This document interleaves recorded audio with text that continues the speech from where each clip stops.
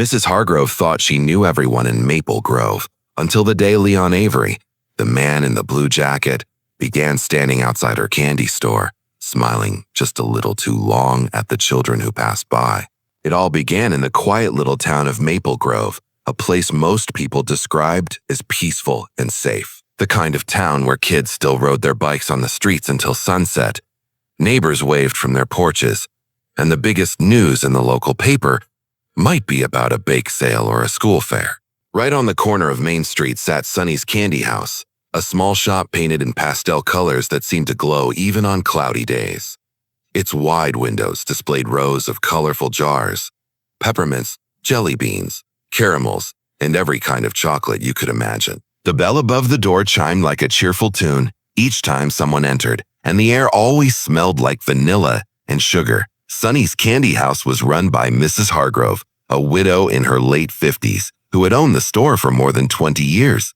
To most locals, she was simply a Miss Sonny. She knew every child by name, remembered their favorite sweets, and often slipped an extra candy into their paper bags with a wink. Parents trusted her completely. The store had always been considered one of the safest places in town, a spot where childhood felt untouched by time. It was during one mild spring afternoon that something slightly unusual began to catch Mrs. Hargrove's attention. She noticed a man standing across the street, leaning against the lamppost near the bookstore. At first, she didn't think much of it. People often waited there, parents, delivery drivers, even teenagers on their phones. But over the next week, she started seeing him more often. He always appeared around the same time, just as school ended and children began crowding into her shop. He wasn't doing anything openly strange. He didn't talk to anyone or cause trouble. He would just stand there, sometimes pretending to read a newspaper, sometimes staring through the candy store window as if lost in thought. Mrs. Hargrove tried to tell herself he was harmless. Still, she couldn't shake the uneasy feeling that came every time she caught him watching. One afternoon, she mentioned it to her friend who ran the flower shop next door. The florist shrugged and said, maybe he was waiting for someone, or just liked the smell of sugar in the air. That explanation worked for a while, but then the man began appearing even on days when it rained, wearing the same blue windbreaker, his hands deep in the pockets. He would stay there for nearly an hour and leave just as suddenly as he came. The children started whispering about him too. Mrs. Hargrove overheard a few of them calling him the Blue Man. They joked about him like he was part of a story, a mysterious figure who might come alive after dark. It sounded innocent, but something about it made her heart beat faster. Late one evening, when the store had emptied out and the sun was setting, Mrs. Hargrove stepped outside to lock up. The street was quiet except for the sound of cicadas. Across the road, she saw the man again. He wasn't looking at the shop this time. He was looking directly at her.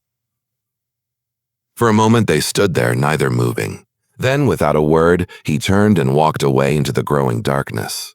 That night, Mrs. Hargrove couldn't sleep. She told herself it was probably nothing, just a harmless stranger passing through. But somewhere deep down, she knew that something about this man didn't belong in Maple Grove. The next morning, when she opened the candy shop again, the cheerful chime of the bell didn't sound as sweet as it used to. The man in the blue jacket soon became an unspoken mystery in Maple Grove. Nobody knew who he was or where he came from, but his quiet presence was impossible to ignore.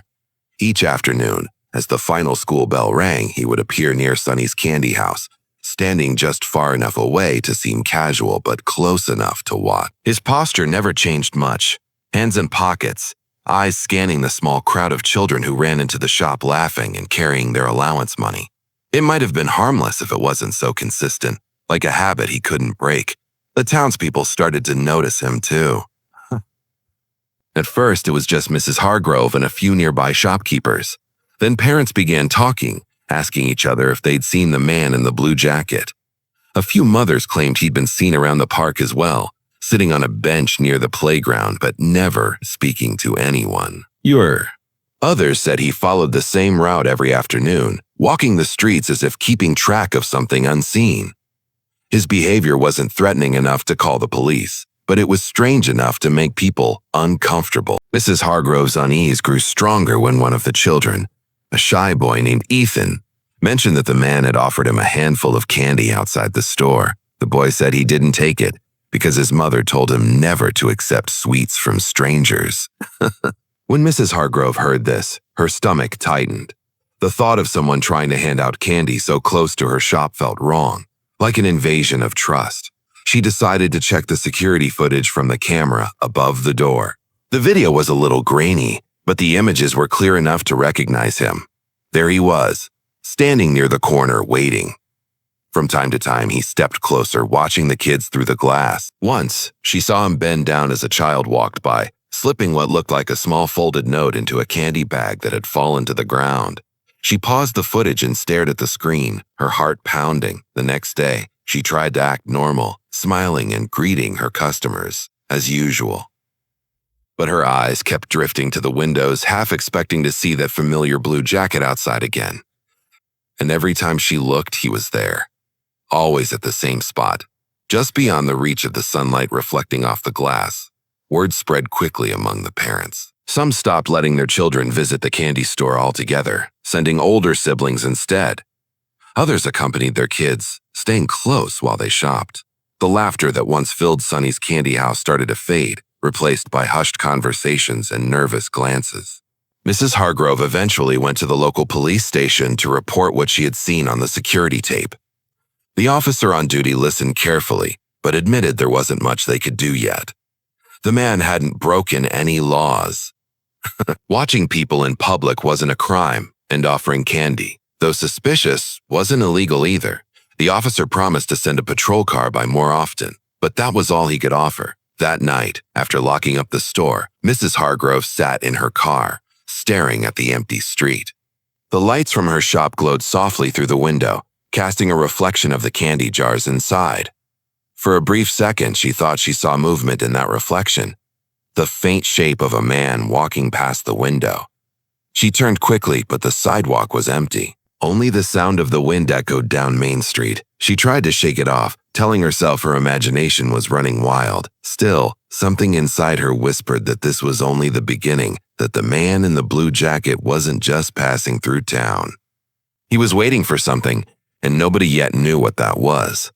It was a bright Thursday afternoon when the peace of Maple Grove was suddenly broken. The day had started like any other, with children laughing on their way home from school, the smell of sugar wafting from Sonny's candy house, and the steady hum of small-town life moving along as usual. But by sunset, the streets were lined with patrol cars, parents were shouting their children's names, and the cheerful sound of the candy store's bell had been replaced by panic. 5 children, all regular visitors of Sonny's candy house, were missing. At first, nobody could believe it. Maple Grove wasn't the kind of place where children vanished.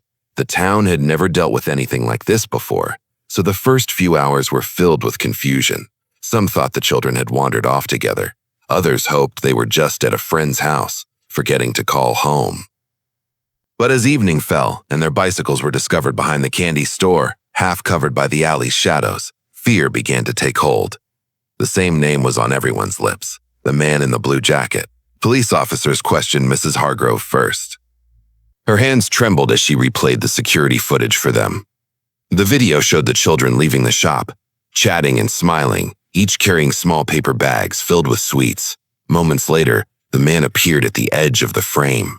He lingered by the lamppost, the same one he'd leaned against so many times before. The officers watched in silence as he seemed to follow the direction the children had taken. There was no clear image of what happened next, just the flicker of movement disappearing beyond the reach of the camera. Word spread faster than the authorities could control it. Parents flooded the street outside Sonny's candy house, demanding answers. Rumors twisted through the crowd. Some claimed the man had a van parked nearby. Others said he'd been seen handing out mysterious candy bags to kids for weeks.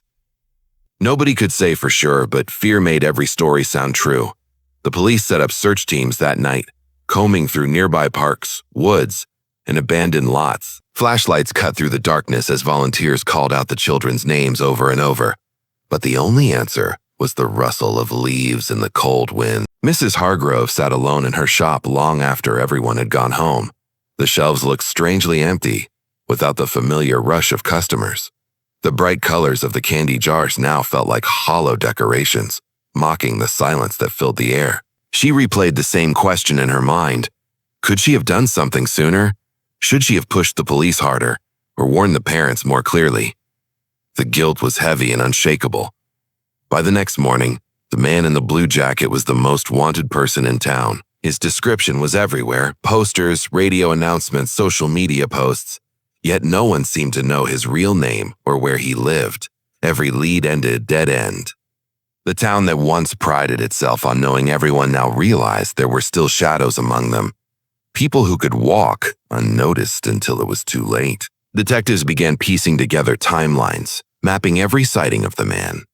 He had been seen near the park outside the school, and now at the center of it all, the candy store. Every clue pointed toward a careful pattern, like he had been studying the town for weeks. As the third day passed with no sign of the missing children, Maple Grove transformed from a peaceful community into a town haunted by worry. Doors stayed locked, curtains drawn, and Sonny's Candy House, once the brightest place in town, stood dark and silent, waiting for answers no one seemed able to find. The investigation quickly became the largest effort Maple Grove had ever seen. Police from nearby towns joined in, and volunteers searched every inch of the woods, rivers, and alleys. The local news ran constant coverage, showing pictures of the missing children and the man in the blue jacket. Everyone knew his face now, but somehow he was still nowhere to be found. Days passed, and the hope that the children might come home safely began to fade. Mrs. Hargrove barely slept, spending her nights inside the candy store with the lights off, staring at the empty street. It was the only place that made her feel close to the children, as if they might come walking through the door again any minute. Then one morning, a detective named Carter arrived with an idea. He believed the man might return to the candy store, not because he was reckless, but because people like him often revisited familiar places connected to what they had done. The shop, Carter said, had become the center of everything, and if the man had some attachment to it, he might come back. Mrs. Hargrove agreed to help. The plan was simple: reopen Sonny's Candy House as if nothing had happened, but quietly fill it with undercover officers posing as customers and parents. They prepared carefully. Cameras were repositioned, microphones were hidden under counters, and plainclothes officers stood outside pretending to browse nearby shops. For 3 long days, nothing happened. The only visitors were a few curious reporters and cautious families. Mrs. Hargrove tried her best to act normal, smiling as she served the occasional customer, but the tension in the air was heavy. Everyone was waiting for the same thing: to see that blue jacket appear again. It was late on the 4th afternoon when the door chime rang and Mrs. Hargrove's breath caught. She looked up, but it wasn't him. It was a group of children with their parents, just buying treats. As she handed them their change, she glanced out the window.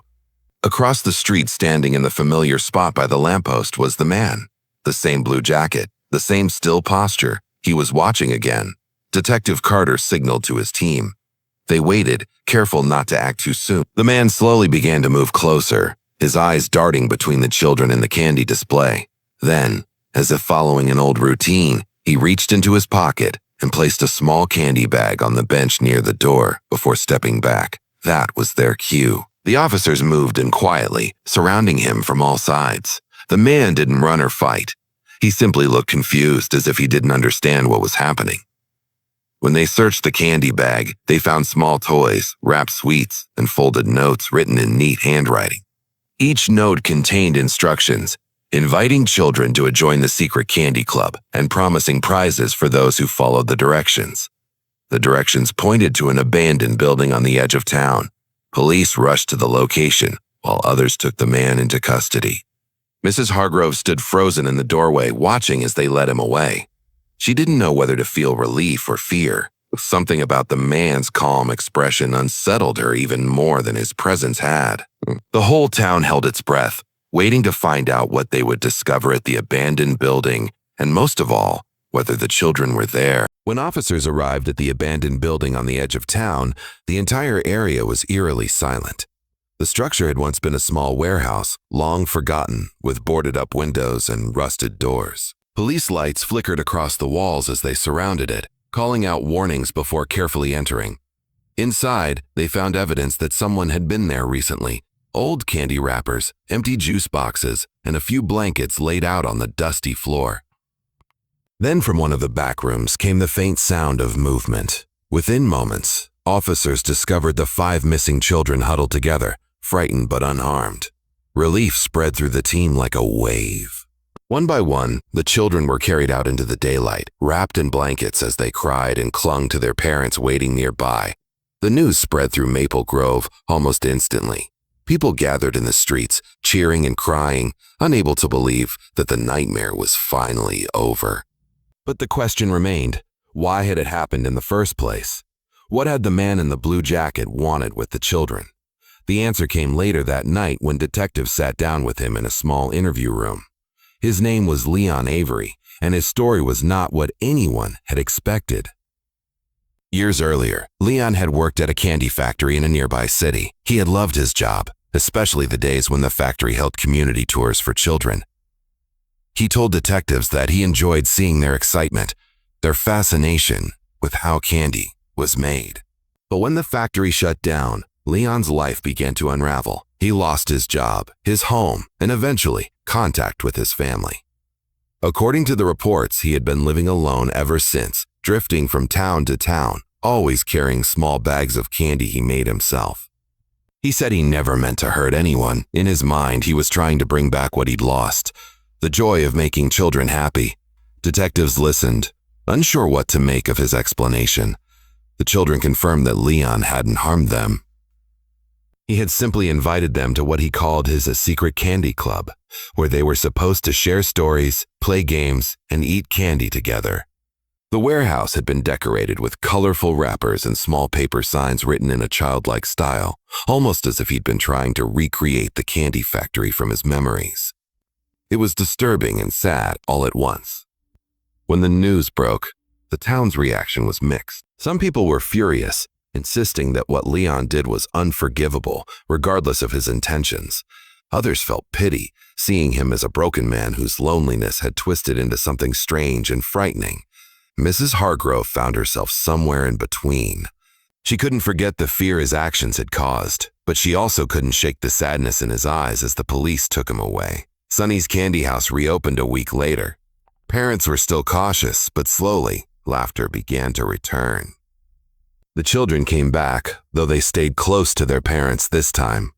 Mrs. Hargrove replaced the old bell above the door with a new one, its soft chime marking a new beginning for the store. Still, every time she glanced out the window at the lamppost across the street, she remembered the man in the blue jacket standing there. The town tried to move on, but his story lingered like the faint smell of sugar in the air.